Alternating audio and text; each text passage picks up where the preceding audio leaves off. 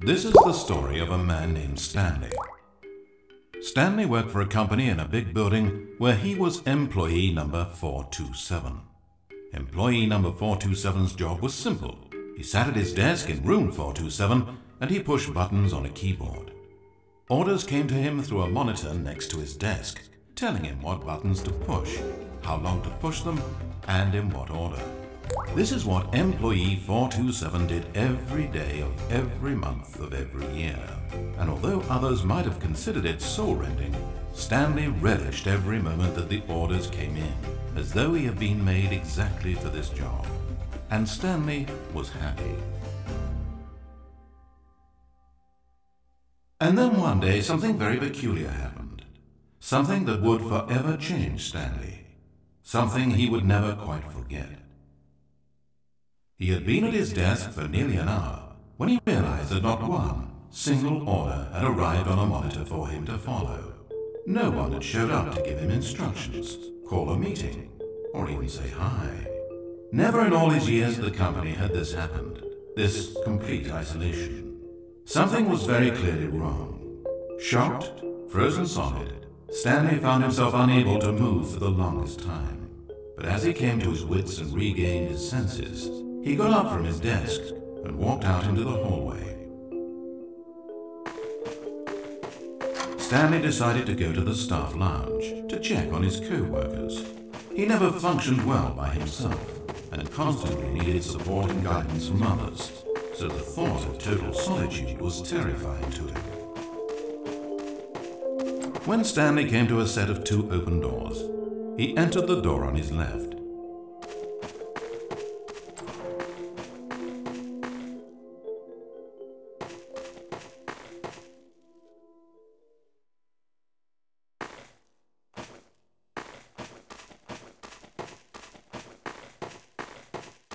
As Stanley entered the lounge, he was horrified to find not a single person here. He decided he would walk up to see his boss, hoping that he would find an answer there.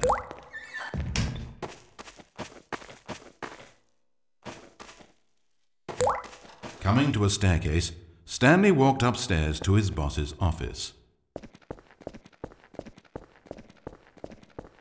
But Stanley just couldn't do it. He considered the possibility of facing his boss, of admitting that he had left his post during work hours. He might be fired for that. And in such a competitive economy, was it really worth taking that risk? All because he believed everyone had disappeared? His boss would think he was crazy. And then something occurred to Stanley. Maybe, he thought to himself, maybe I am crazy. Everyone I know simply vanishing out of the blue, there's almost no other explanation for it. And a nagging fear began to creep up in his mind. Questions that had been there all along. He just hadn't put his finger on them yet. For example, why couldn't he see his feet when he looked down? Why did doors close automatically behind him wherever he went? And for that matter, these rooms were starting to look pretty familiar. Was he just walking around in circles? Where am I, he thought. And the more he found himself unable to answer these questions, the more questions continued to arise, until he came to the issue that had been slowly boiling until he could ignore it no longer. Why is there a voice in my head, dictating everything that I'm doing and thinking? Suddenly, every door slammed shut. "No!" Stanley screamed. "I need to get out of here. I need to know that there's something out there. I need to know it's not just all in my head." And he screamed and clutched at his skull as the voice grew harsher and the music in the background rose higher and higher. And then, moments before collapsing to the ground, Stanley clenched his fists and screamed to anyone who might be listening, "I'm not real! I'm not real! Don't believe any of it! None of it's real!" And then everything went black. This is the story of a woman named Mariella. Mariella woke up on a day like any other. She got dressed, went to work, clocked in, clocked out, and then she walked home. But her walk on this day was interrupted by the body of a man who had stumbled through town talking and screaming to himself, and then collapsed dead on the sidewalk. Moments after seeing him, she would turn, run to the nearest police station, and call for an ambulance. But for just a few brief seconds, she merely stood there, unable to move. The tragedy was not the death of a single person. It was that she would never know this man's story, never hear in his own words what had happened to him, or what he believed had happened to him. For to know these things would be to exist inside the head of the man himself. So all she could do was observe from a distance and pity him. But Mariella had places to be and people to meet with, very important people, whose impressions of her would affect her career and indeed the rest of her life. She stood there for only a moment, looking down at the body, and then she ran.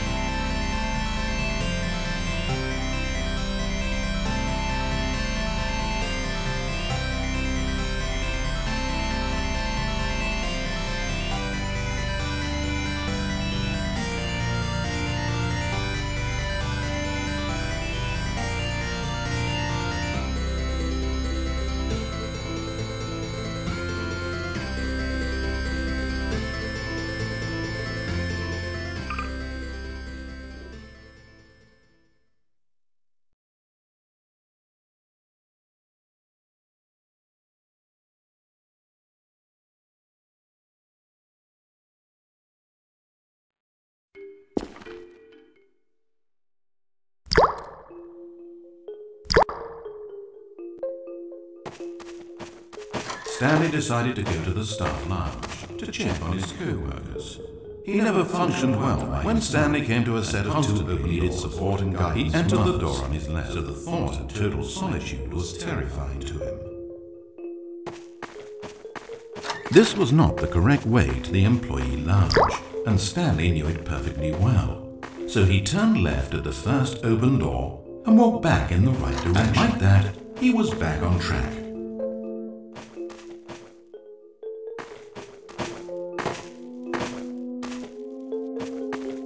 As Stanley entered the lounge, he was horrified to find not a single person here. He decided he would walk up to see his boss, hoping that he would find an answer there.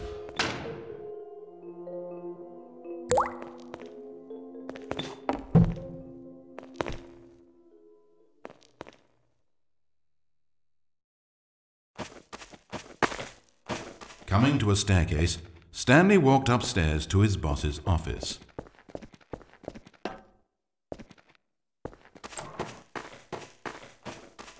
Entering his manager's office, Stanley was once again stunned to discover not an indication of any human life. It was at this point that he began to feel dizzy and a little sick, and even thought he might pass out when suddenly he noticed a keypad next to the filing cabinet in the corner of his boss's office. Stanley had never seen this panel before and had no idea what combination of numbers would produce any result. In fact, only Stanley's boss knew this, since the panel withheld access to the boss's greatest, darkest secret. And so he had assigned the keypad a combination that only he could possibly know. The number of his freshman dorm number in college. 1957. But of course, Stanley couldn't possibly have known this.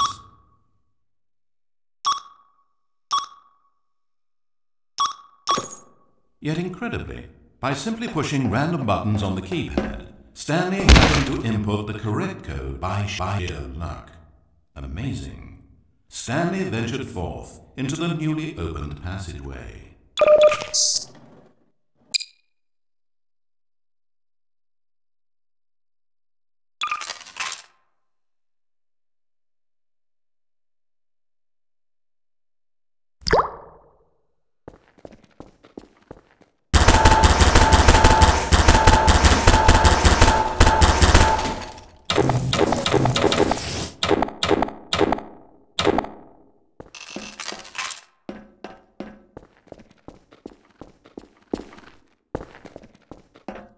As he drew deeper into the bowels of the building, Stanley had no idea where he was or what this place held. And just as he began to think he might not discover a thing, he emerged into a long room to find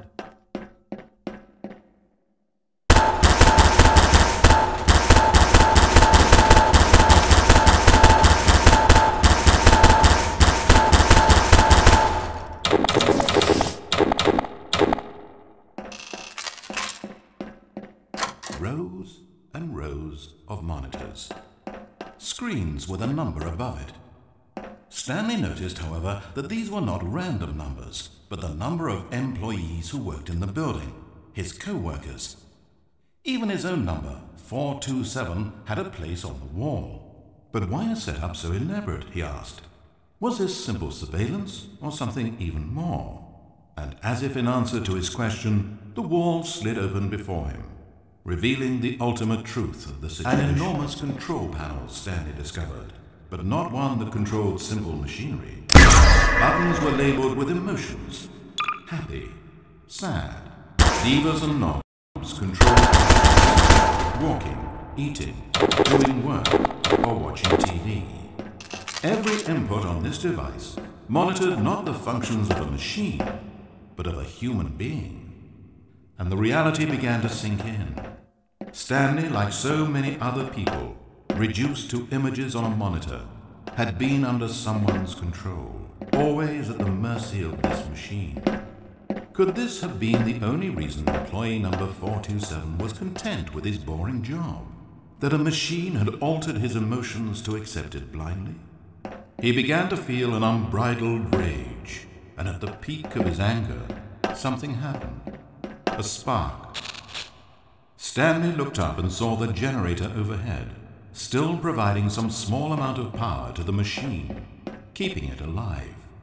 And knowing that this generator was all that kept the controls running, Stanley moved to the ladder in the back of the room and began to climb towards the rafters.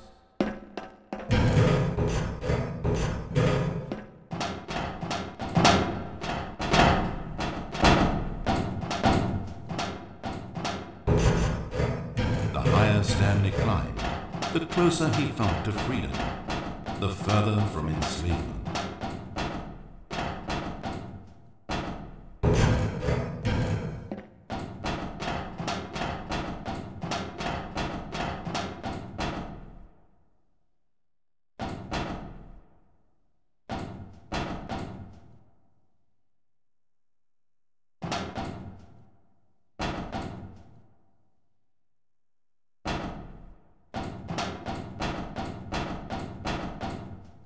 As he stepped through the door into the fresh outside air, a feeling of liberation rushed through Stanley's body.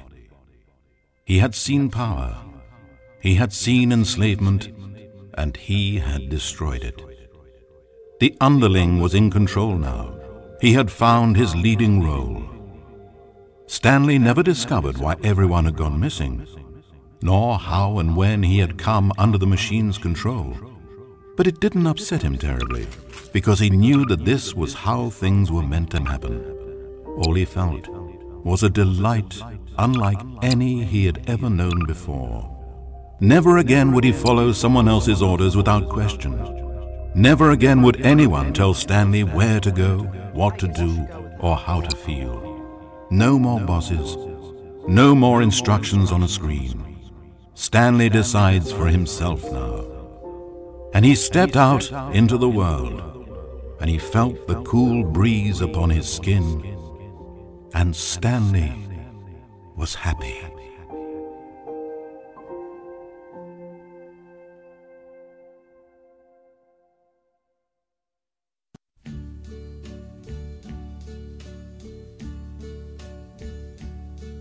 And now the end is near, and so I face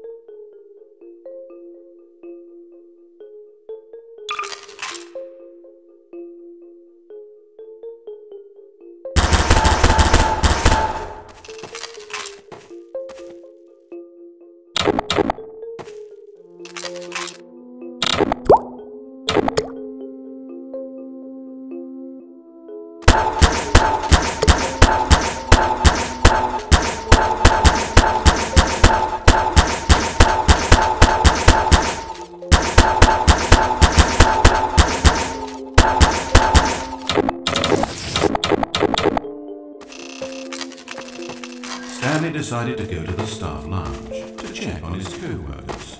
He never functioned well by himself and constantly needed support. When Stanley came to a set of 2 open doors, he entered the door on his left, terrifying to him. This was not the correct way to the employee lounge, and Stanley knew it perfectly well. So he turned left at the first. Stanley was so bad and walked back in the right direction. It's incredible he wasn't fired years ago. Maybe this is why everyone had left. No one wanted to be around someone as bad as him. And since he was walking into the middle of nowhere and thus ruining the entire story, Stanley decided that he would push himself. So when he came to the elevator and the doors opened, he stepped inside and pushed the button to go up.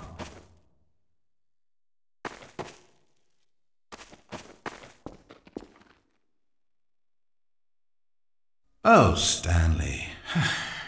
You know, you really aren't going anywhere, and I don't say that deceitfully. I truthfully mean that there isn't a story down here. The story was back up where I told you to go in the first place. Right now, you're just running around looking at empty halls, and frankly, perhaps even more infuriating for me. So why don't you throw me a bone, give me a chance, and just let me tell the story I want to tell,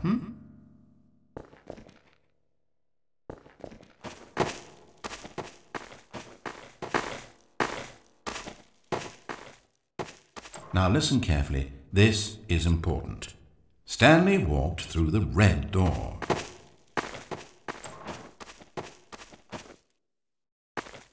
Good, good.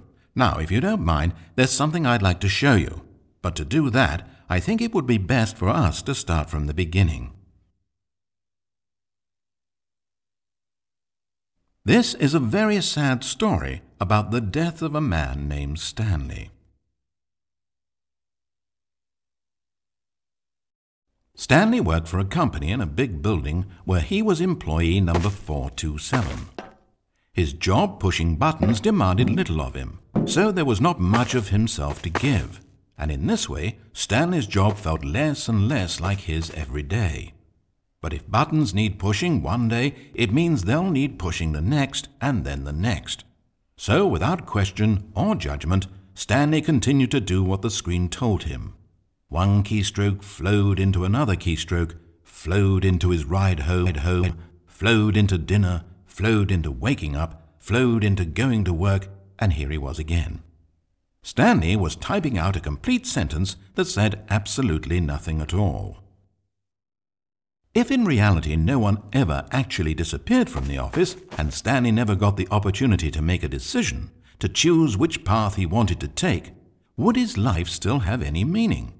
Perhaps when we long for something deeply enough, these hopes and fantasies become so strong in our minds that we truly believe that we're there, controlling that person and living that adventure. To manipulate your own thoughts and emotions might mean freedom from a self-imposed prison, but these delusions can be fatal to those who can't tell the difference. And so Stanley asked, if that door is opened, if I'll never be able to walk away from those people and from these buttons, is this life still worth experiencing? Am I actually happy? Stanley answered this question by pushing a button. Then he pushed a button. Then he pushed a button. Then he pushed a button.